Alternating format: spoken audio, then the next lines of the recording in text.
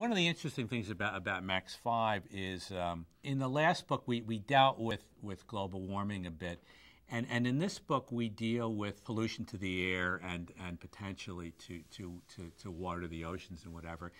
And a lot of this takes place underwater. Something's going on there. There used to be a phrase to live on the ocean, and they said this phrase, the birds are working. And that would be those things where all of a sudden you see like just hundreds and thousands of birds on the surface of the ocean, and obviously there's usually a lot of small fish there, but something's going on. They call it the birds are working.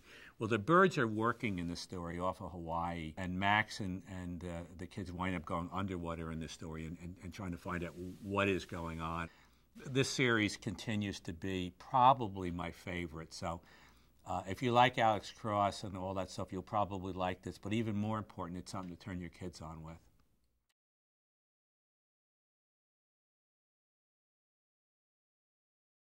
Movie news, yes, of course. Maximum Ride's script is being written right now. Mr. Payne, who previously wrote for I think 8 years on The Simpsons, terrific, funny, good storyteller, and Avi Arad, who's producing, and his son Ari, who did Spider-Man and X-Men and Iron Man, and Sam Raimi is still attached, who did all the Spider-Man movies. So everything is looking great for the Maximum Ride movie.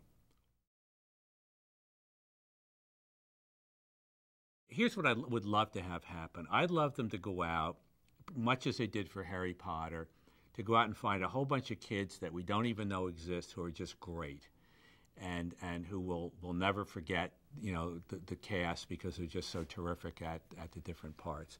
So I don't know that there'll be any names that we could talk about or would want to talk about. So I'm hoping that they just go out and get a bunch of very talented kids.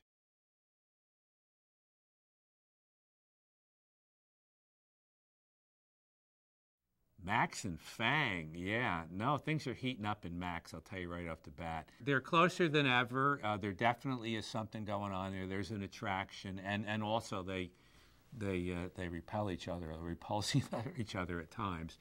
But yeah, they're very close, and I love them both, and I wish them well.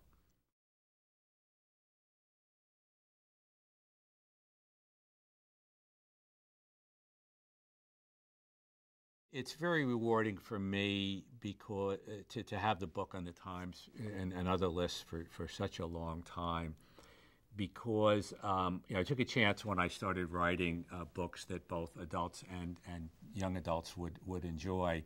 And I wanted to, in the same way that a lot of adults will go, oh, I can't wait for the next Alex Cross because the pages practically turn themselves. I really thought it would be a useful thing to write books that adults and kids would have that same feeling about, that the pages practically turn themselves, and also that adults and kids could talk to each other about. I mean, we'll talk to each other about movies, but rarely about books. Maybe the Harry Potters, but not too many others. So that notion of opening communication around a book series is very stimulating to me.